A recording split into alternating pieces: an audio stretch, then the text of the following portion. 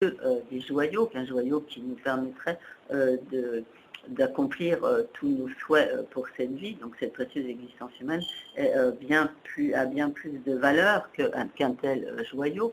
Et en fait, ce qui confère à cette précieuse existence humaine une telle valeur, c'est tout ce qu'elle nous permet d'accomplir.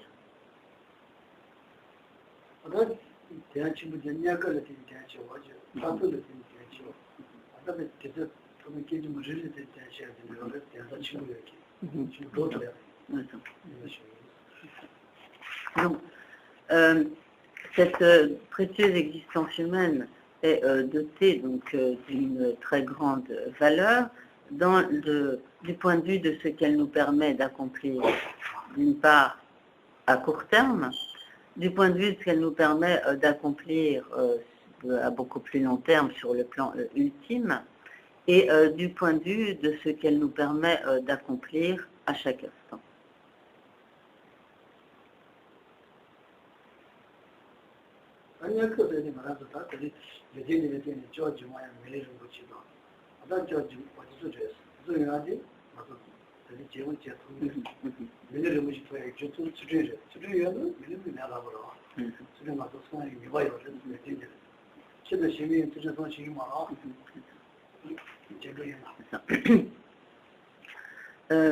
Donc la grande valeur de cette précieuse existence humaine du point de vue de ce qu'elle nous permet d'accomplir à court terme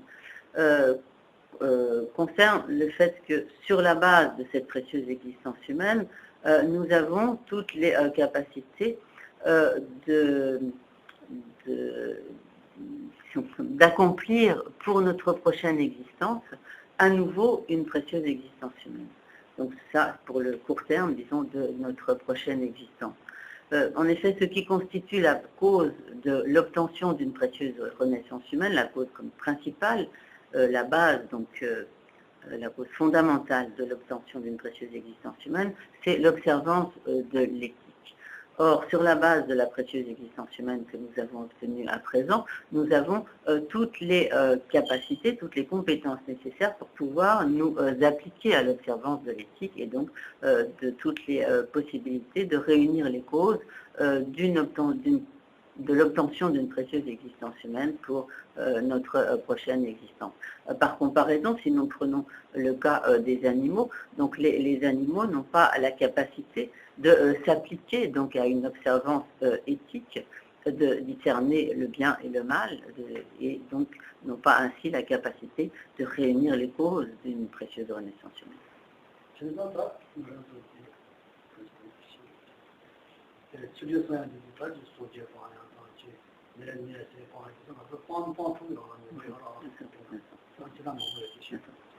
Donc, bien sûr, il y a, pour ce qui est de l'observance de l'éthique, de nombreux aspects, notamment le fait de s'abstenir de tuer, de s'abstenir de voler, etc. Donc, cela ne peut pas à présent détailler ces points, mais donc nous avons toutes les capacités pour nous appliquer à l'observance d'une telle éthique.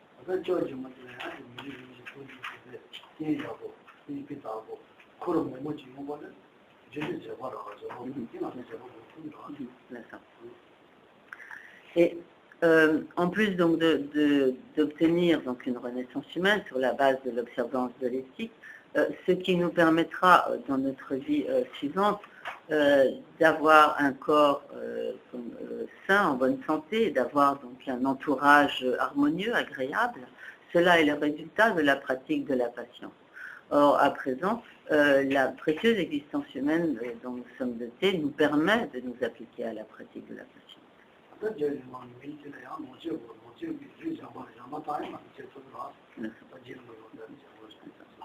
Donc, également, dans notre vie suivante, nous aurons besoin de certaines facilités matérielles.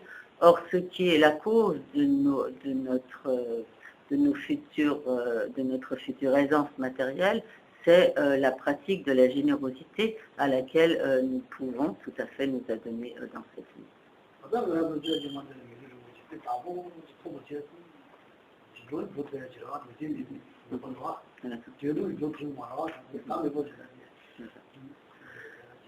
Donc, par conséquent, sur la base de la précieuse existence humaine que nous avons obtenue à présent, nous avons toutes les capacités nécessaires pour produire pour notre existence à venir une parfaite renaissance humaine dotée donc de toutes les qualités nécessaires.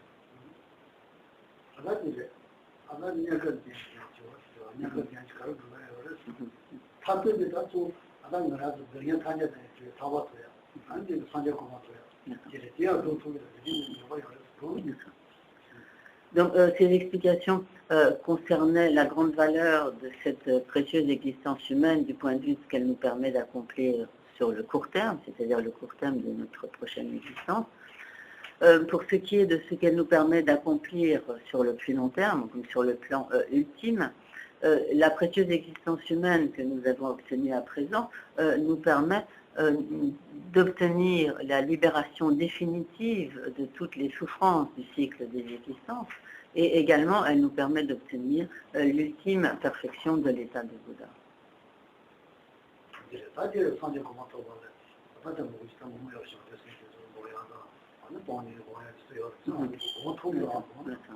Donc, par exemple, pour pouvoir obtenir l'état de Bouddha, nous devons développer la grande compassion, l'esprit d'éveil, nous devons développer la sagesse qui réalise la vacuité, etc.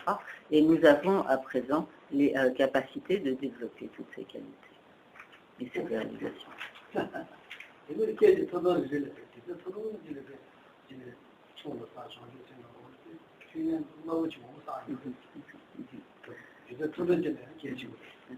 Et donc cette précieuse existence humaine a également une très grande valeur du point de vue de ce qu'elle nous permet d'accomplir comme à chaque instant, même en un très court instant, par exemple, même si nous consacrons quelques instants à méditer sur l'esprit d'éveil, sur l'amour, la compassion, etc., en un temps extrêmement court, nous accomplissons, donc nous accumulons par de telles pensées de très nombreux mérites.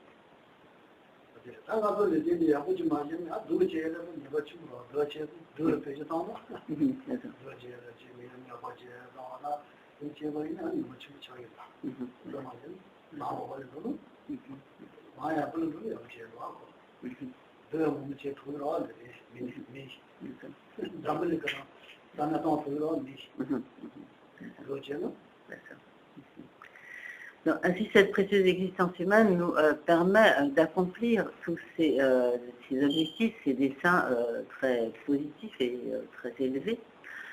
Mais si nous l'utilisons d'une autre manière, donc par exemple pour nuire aux autres, pour faire du mal, etc., alors bien sûr nous gaspillerons totalement toutes les possibilités que nous offrait cette précieuse existence humaine. Donc nous n'avons pas besoin de très nombreuses illustrations pour voir tout ce que les êtres humains de par le monde sont capables de faire donc, comme acte négatif. Et donc lorsque l'on agit d'une manière aussi négative, alors bien sûr on gaspille totalement tout le potentiel d'une existence humaine en action négative dont on subira bien sûr toutes les conséquences.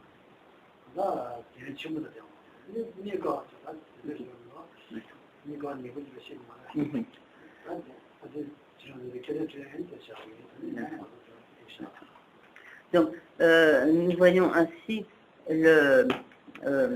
combien est précieuse cette existence humaine, donc sa grande valeur du point de vue de tout ce qu'elle nous permet d'accomplir, et donc l'importance de ne pas l'utiliser d'une manière qui serait contraire à tout ce qu'elle nous permet donc d'accomplir, mais au contraire donc de ne pas la gaspiller, de l'utiliser à bon escient.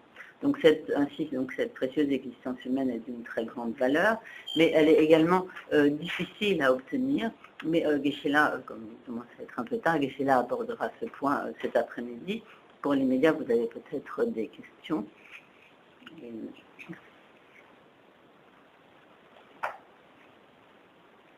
Oui. Je me suis posé la question de qu'est-ce que ça veut dire un mauvais maître? Ça veut dire quoi? Un mauvais maître. Oui.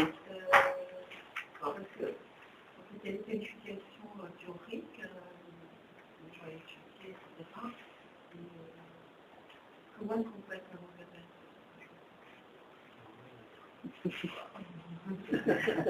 Bon, je sais pas, parce que... En ce moment, par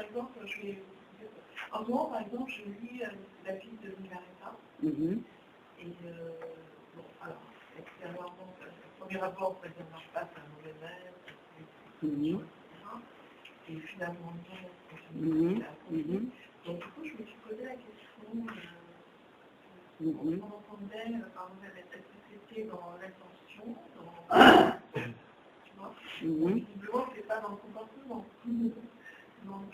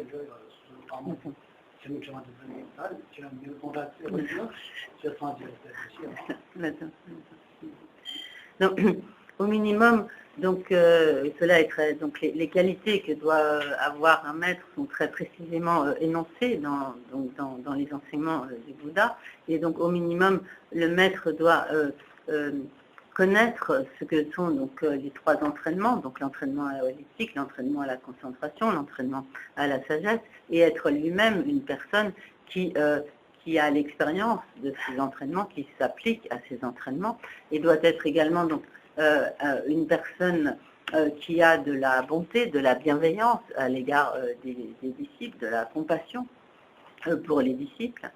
Donc, de manière générale, bien sûr, il doit avoir toutes les compétences nécessaires pour pouvoir conduire le disciple vers la libération. Lorsque le disciple donc, aspire à la libération, il doit être capable donc avoir toutes les compétences pour conduire le disciple vers donc, la libération ou l'état de Bouddha, et être lui-même donc quelqu'un qui s'applique à la pratique et qui a vraiment de la compassion, de la bonté à l'égard des disciples. Et donc, par exemple, donc, il y a à l'époque du Bouddha, donc, tu connais sans doute l'histoire de Angulimala, à qui son maître avait dit que s'il arrivait à tuer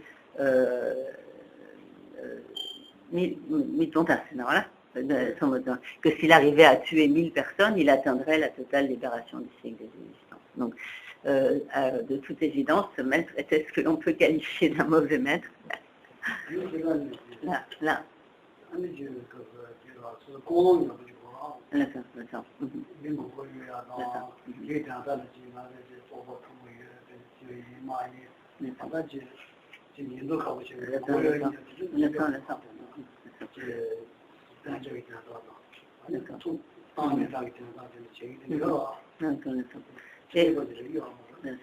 Et donc, principalement, le maître doit avoir comme une bonne motivation, être comme sincère, et donc ne pas du tout comme prétendre avoir des réalisations dont il serait en fait dépourvu. Il ne doit pas être comme guidé par l'appât du gain ou de l'obtention d'une grande notoriété, d'une grande réputation, rechercher le gain, les honneurs, etc. Mais il doit au contraire donc avoir une sincère motivation à l'égard de ses disciples.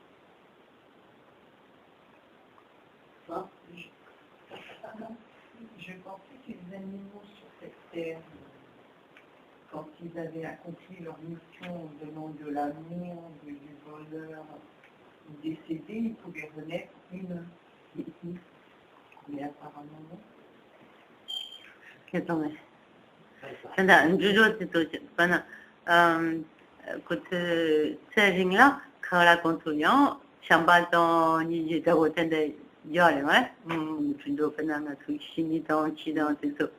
아니 뭐는 기삼바한테 또 시선해요. 미쳐와 랭기세 뭐는 잠을 텐데요. 근데 소소기 나부디게 아주 좋아하는 소모다. 아니 제가 일 제대로 얘기를 안 해도 나도 내가 가보겠어요. 가보시라요. 수비선에 때 가보요. 그렇죠. 수비는 마음 들고. 무엇이 이것도 있냐. 다 그렇죠. 가지라고 다 얘기하고요. 그렇죠. 또 내가 내보지 말았어. لا 좋아. Donc, de manière générale, effectivement, dans la mesure où les animaux n'ont pas comme la capacité de s'appliquer vraiment à l'observance de l'éthique, ils ne peuvent pas, dans cette vie animale, accumuler les causes d'une renaissance humaine, ce qui ne veut pas dire qu'ils ne vont plus jamais obtenir une renaissance humaine, mais l'échéance peut être plus ou moins brève ou plus ou moins longue. Tôt ou tard, ils reprendront une renaissance humaine, mais de manière générale, pas nécessairement juste dans la vie qui va suivre. Et en fait, même les animaux, un jour ou l'autre, parviendront à l'état de Bouddha. Même ceux qui sont dans cette vie des animaux, un jour ou l'autre, parviendront à l'état de Bouddha. Donc nous allons d'abord lire la première strophe qui a trait à la manière correcte de suivre le maître, donc ce qui est directement en relation avec ce que Geshe-la a expliqué ce matin, sur la manière de suivre le maître par la pensée et suivre le maître par les actions. Donc, ce que Geshe-la a expliqué ce matin nous permet, lorsque nous lisons ce texte, de vraiment comprendre à quoi tout cela fait référence. Donc nous allons le lire ensemble, lentement. Tout d'abord juste le premier vers, enfin la première strophe. Pour qu'avec mains d'effort et un profond respect, je puisse me vouer au maître bienveillant, qui est le fondement de toute qualité, voyant que son remettre à lui comme il convient est la racine du chemin, bénissez-moi. Pour que son cesse en moi. Donc, après nous.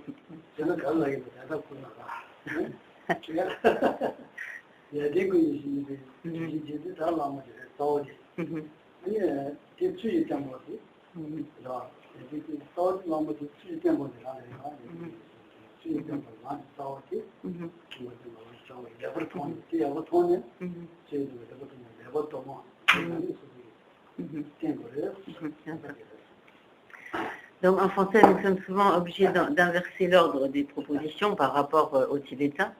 Donc dans le texte tibétain, cela commence par donc, le maître est le fondement de toutes les qualités. Et donc le suivre comme il convient est la racine du chemin. Puis donc lorsque nous voyons cela, donc avec de nombreux efforts, maints efforts, et donc un profond respect.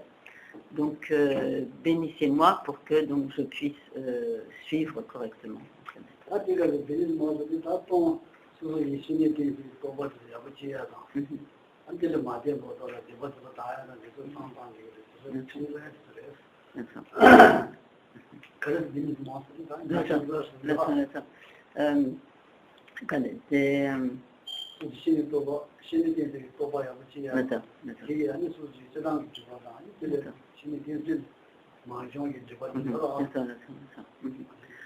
Donc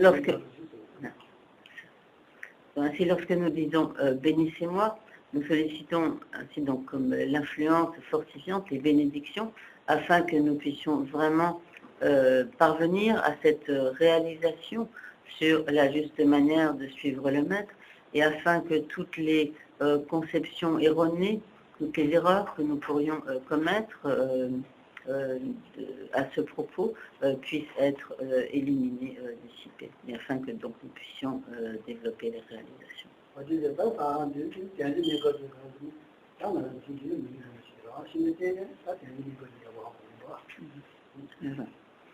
Et donc, en suivant le maître, il convient de s'appliquer donc à la pratique du chemin, et cela commence par les méditations sur la précieuse existence humaine.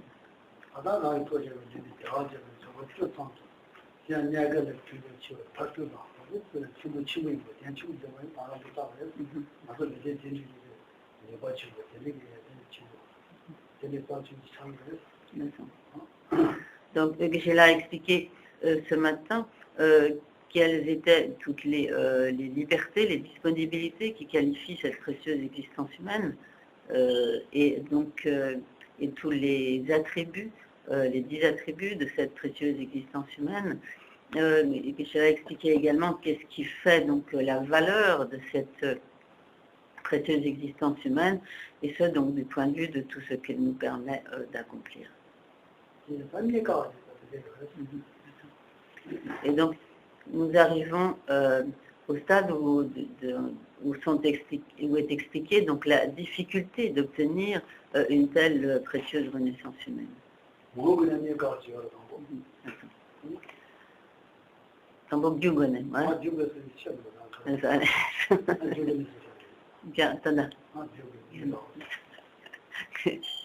Donc, cette difficulté de l'obtenir est expliquée de plusieurs points de vue.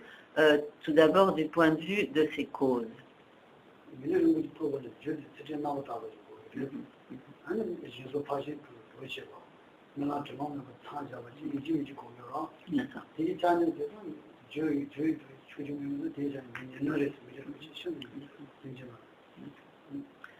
Donc, les causes qui permettent d'obtenir une précieuse renaissance humaine sont tout d'abord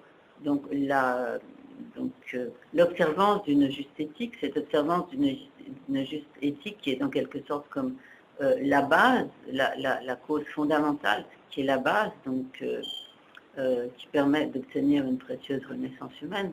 À cela doit être associée la pratique des 6 perfections, donc, comme Geshe-la l'a expliqué ce matin, donc la pratique de la générosité, d'éthique, ça a été dit, de la patience, etc. Et à cela également doivent s'ajouter des purs souhaits, des pures prières qui vont établir le lien entre ces causes pour que l'on puisse effectivement obtenir une précieuse renaissance humaine. Or, lorsque l'on considère donc ce que sont les causes nécessaires à l'obtention d'une précieuse renaissance humaine, on constate donc aisément que rares parmi tous les êtres sont ceux qui obtiennent effectivement une précieuse renaissance humaine du fait de la difficulté d'en réunir les causes.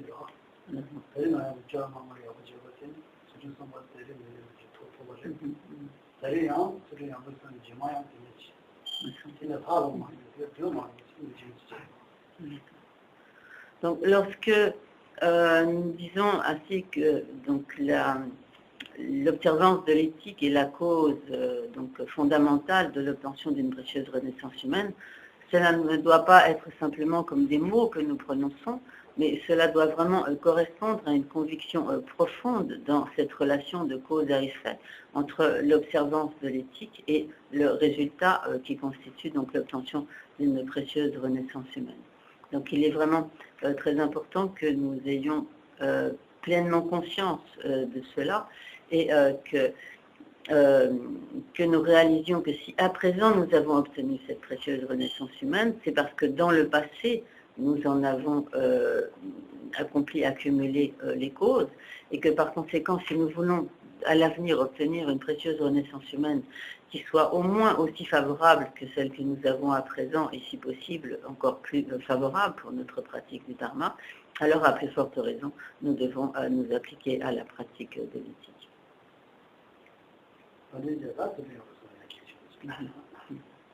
Donc par conséquent, observer correctement, donc l'éthique est extrêmement importante.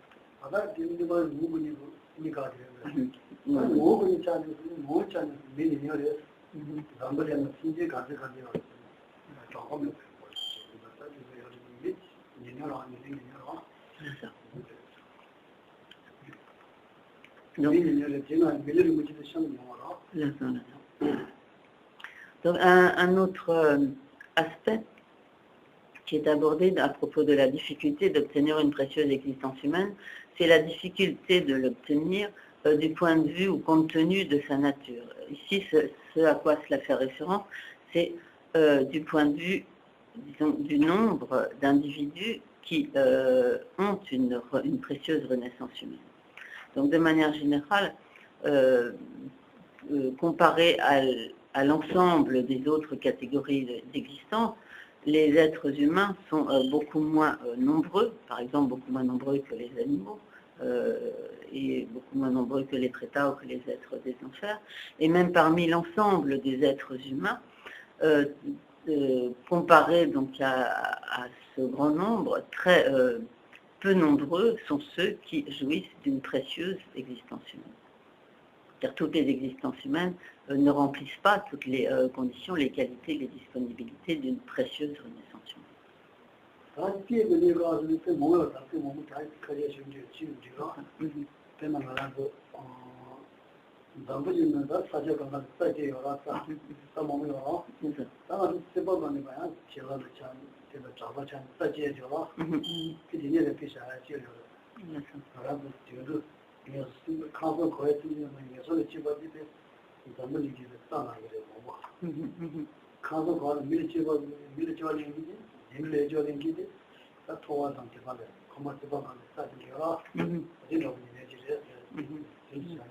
Kambaki.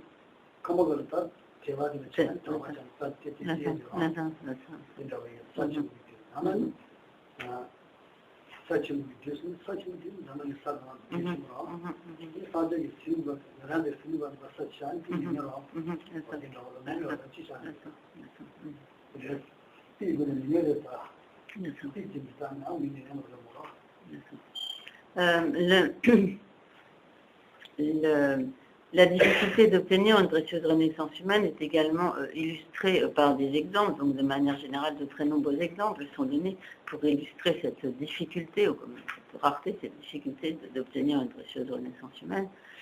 Par exemple, la quantité de précieuses renaissances humaines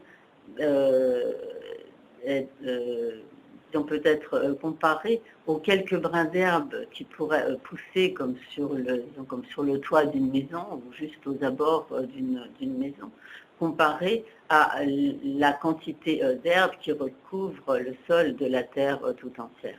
Et ensuite, en fait, les précieuses renaissances humaines sont aussi peu nombreuses que les quelques brins d'herbe sur le toit d'une maison ou d'une maison, comparativement donc à toute l'herbe qui peut recouvrir la surface de la terre. Également, par exemple, comparé à l'infinité de toutes les surfaces de tous les mondes de l'univers,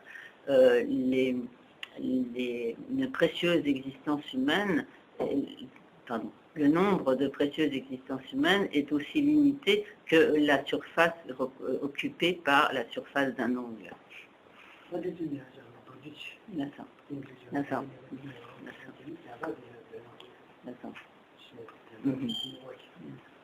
Donc à présent, nous allons lire toujours dans l'Amrimi Hindu, donc dans l'essence de la voie progressive, la strophe qui correspond donc au sujet de la précieuse existence humaine, de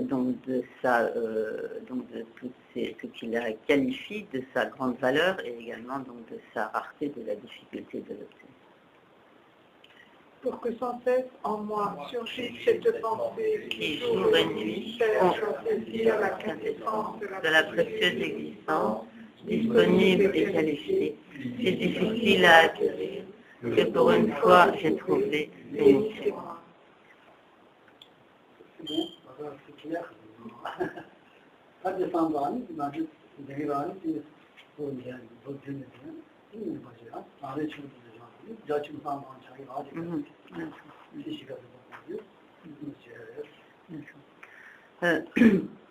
Donc, lorsque nous avons ainsi entendu ces explications, alors lorsque nous récitons les quelques lignes de ce texte, nous pouvons méditer et réfléchir de manière très vaste sur toute la signification de l'Amrim, donc de la voie progressive. En fait, dans le texte, la traduction, il manque une ligne qui est justement importante. Si vous avez de quoi écrire, vous pouvez le rajouter sur le texte au crayon. Lorsqu'il dit « pour que sans cesse en moi surgisse cette pensée qui jour et nuit », donc il faudra rajouter ici « consciente de sa haute valeur ».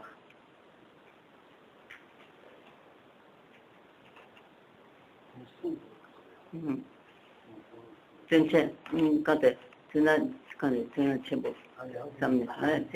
ça. Et donc le reste est correct. Donc consciente de sa haute valeur, cherche à saisir la connaissance de la possibilité.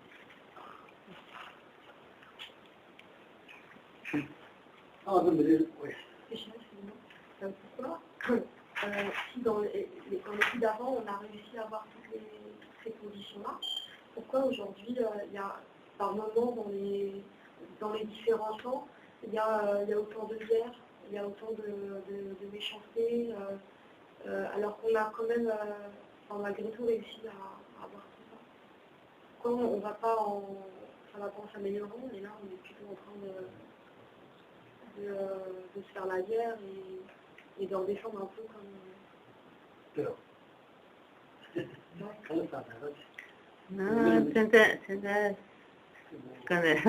C'est vraiment... Alors, je ne suis pas sûre d'avoir bien compris ce que tu voulais dire, parce que là,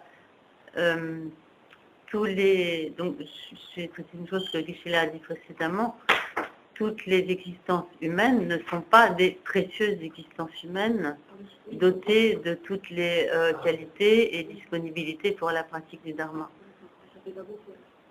C'est pour ça que justement, voilà. Cet élément-là, Milu Jimbochi. Voilà, donc c'est une précieuse existence humaine. Existence ou vie, c'est pareil. Vie humaine. Ouais. Ouais.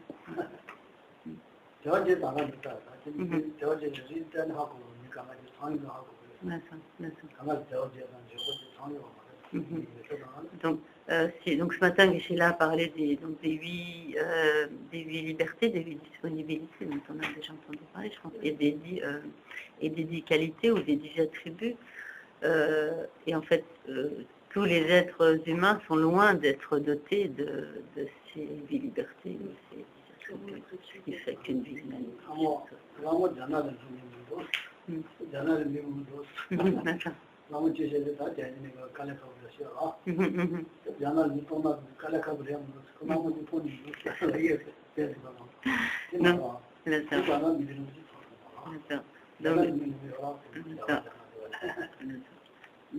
autrefois, on raconte cette anecdote. Donc, quelqu'un qui avait entendu donc cet enseignement sur la précieuse existence humaine, et qui, lorsqu'il est allé en Chine, qui est, comme nous le savons, un pays extrêmement peuplé, donc cette personne s'est dit, mais alors, le lama qui a expliqué la rareté de la précieuse existence humaine, il n'est jamais allé en Chine, parce que là, il y a tellement de monde.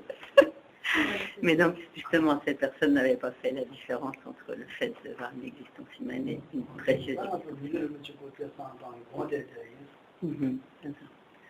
Donc, à présent, nous allons méditer quelques instants donc, sur cette précieuse existence humaine.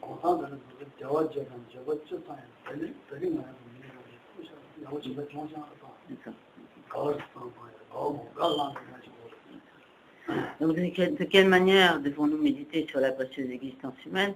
En réfléchissant au fait qu'à présent, nous avons obtenu donc, une existence humaine qui est dotée donc, de ces 8 libertés et de ces 10 qualités, voir que cela est exceptionnel et donc nous en réjouir du fond du cœur.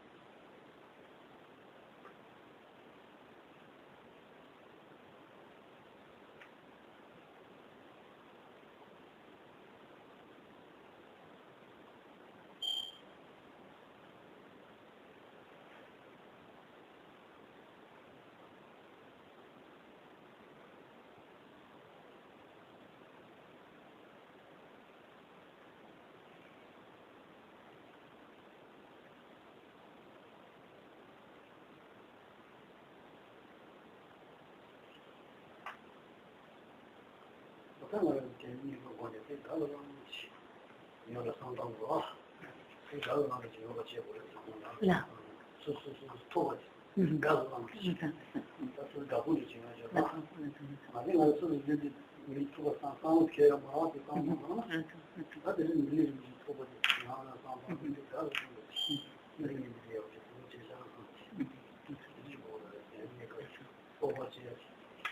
Donc, lorsque nous méditons ainsi sur la précieuse existence humaine, cela doit nous amener donc à vraiment réaliser la chance, donc, et vraiment nous réjouir du fond du cœur et éprouver vraiment une très grande joie lorsque nous prenons conscience donc, du fait que nous jouissons d'une telle précieuse existence humaine dotée de toutes ces libertés, de toutes ces qualités donc, qui est si rare et en même temps si précieuse de par tout ce qu'elle nous permet d'accomplir. De manière générale, nous ne réfléchissons pas du tout au fait que nous jouissons de cette précieuse existence humaine. Nous prenons cela en quelque sorte comme pour allant de soi, mais il est important vraiment de bien méditer sur ce point pour vraiment prendre conscience et se réjouir du fond du cœur de cette précieuse existence humaine.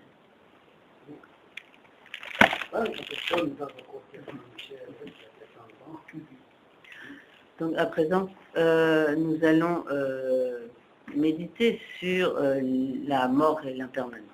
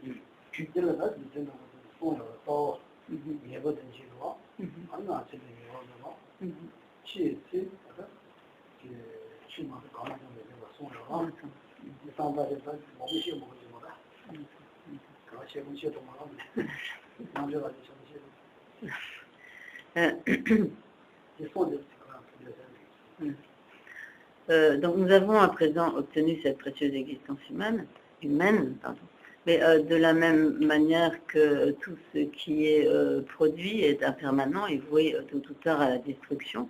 Donc même les montagnes, finissent par venir à leur extinction, à leur destruction. Donc à plus forte raison, cette précieuse existence humaine prendra fin tôt ou tard. Donc il est important de prendre conscience de son impermanence. Et pour cela, la méditation sur l'impermanence d'une existence humaine est abordée suivant ce qui est appelé comme trois racines, à savoir donc le fait qu'il est certain que nous mourrons. D'autre part, le moment de notre mort est tout à fait incertain, c'est-à-dire nous ne savons pas du tout quand surviendra la mort.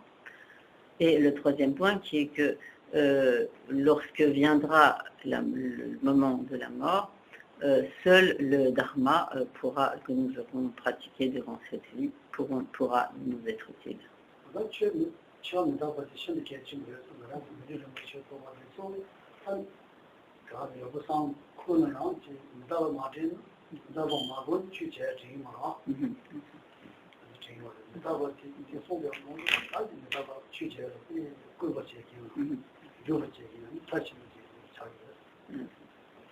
Donc, il ne suffit pas donc, de méditer sur la précieuse existence humaine pour prendre conscience donc, du fait que nous avons obtenu une existence humaine et de s'en réjouir.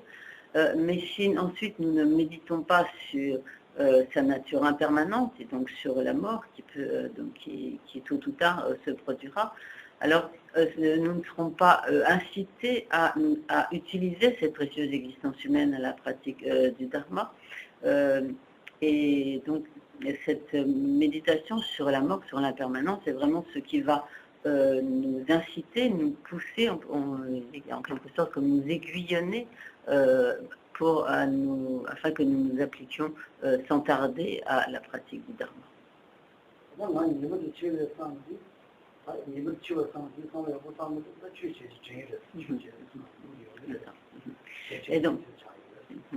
Et donc plus précisément, le fait de penser qu'il est certain que je mourrai, cela fait que nous allons penser à nous appliquer à la pratique du Dharma.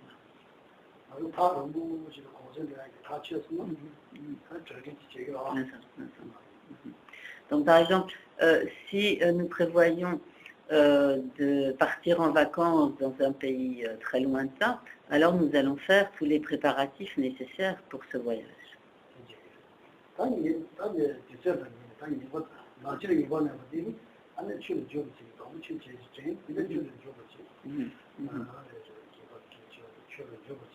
C'est là, Gyoboche, hein?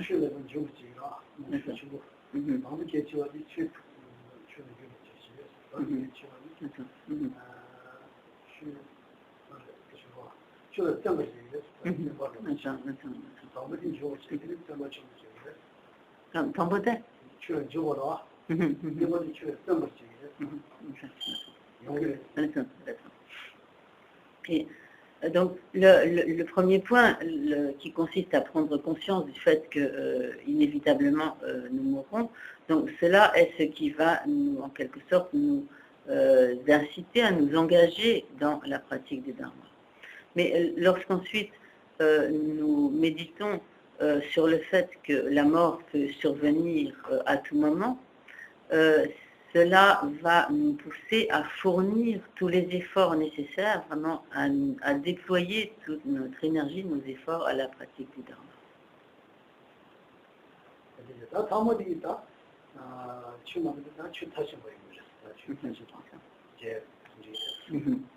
Et le troisième point, qui consiste à méditer sur le fait que lorsque viendra effectivement le moment de notre mort, seul le Dharma que nous aurons pratiqué dans cette vie pourra nous être utile, c'est cette méditation, cette réalisation qui va nous permettre de mener à bien, de mener à leur aboutissement les pratiques du Dharma que nous aurons entreprises.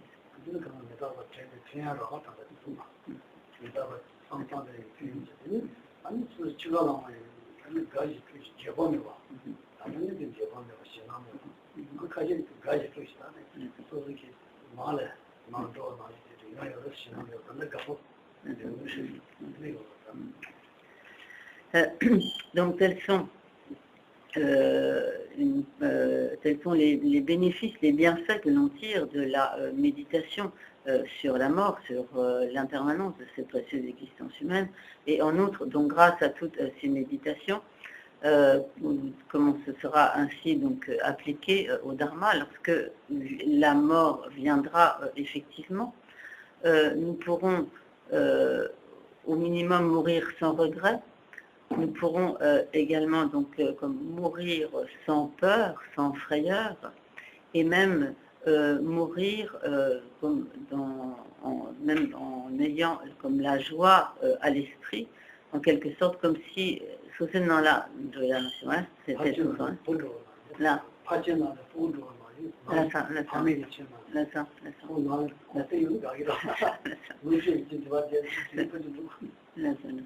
et donc, nous pourrons même mourir dans la joie, comme si, en quelque sorte, avec la même joie qu'éprouverait un enfant qui se serait donc trouvé éloigné longtemps de sa famille, de ses parents, et qui rentrerait à la maison. Et le jour donc, où il va retrouver sa famille, alors il éprouve une grande joie. Et en fait, si, ayant médité sur la mort, l'impermanence, lorsque viendra le moment de notre mort, nous pourrons aussi éprouver une telle joie comme celle de rentrer chez nous.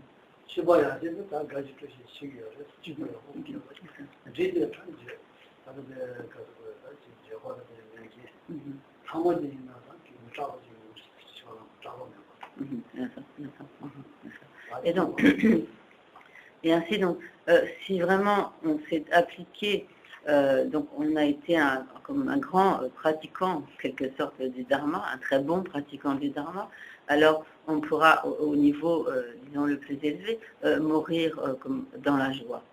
À un niveau, disons, un peu moindre, alors on pourra mourir sans regret, et à un niveau encore un peu moindre, alors on pourra mourir sans crainte.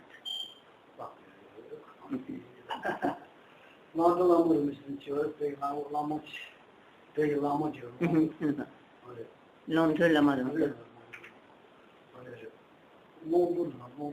L'ondre.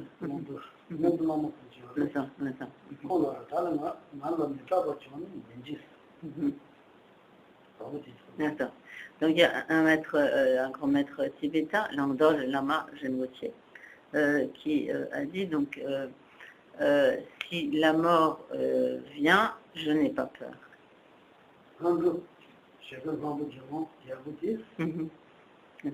Donc ce bhikshu, le bhikshu de ce matin,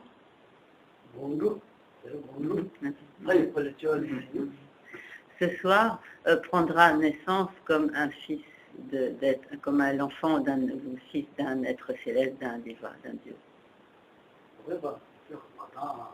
Donc,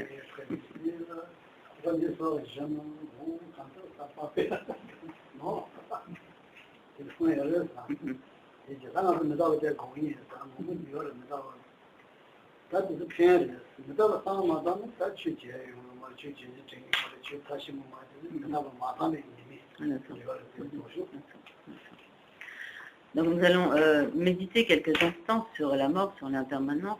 Donc de cela, nous tirons de très grands bienfaits.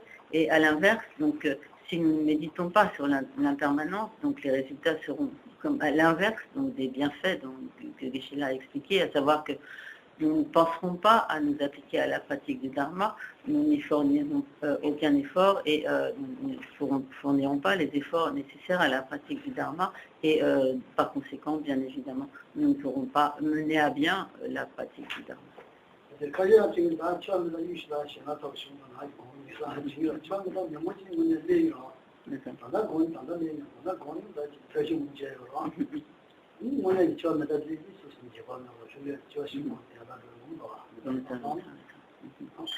Donc bien souvent, les gens se disent mais non, je ne vais pas du tout penser à la mort parce que cela est effrayant, donc j'ai peur de la mort, je ne vais pas y penser.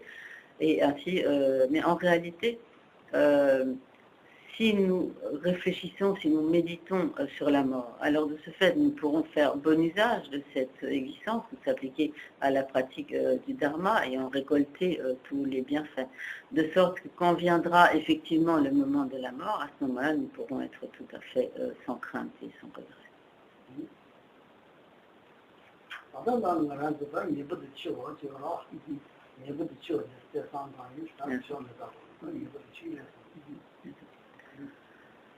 Donc, nous allons méditer quelques instants sur le fait, sur la certitude de notre mort, sur le fait que la mort est inéluctable, notre mort est inéluctable.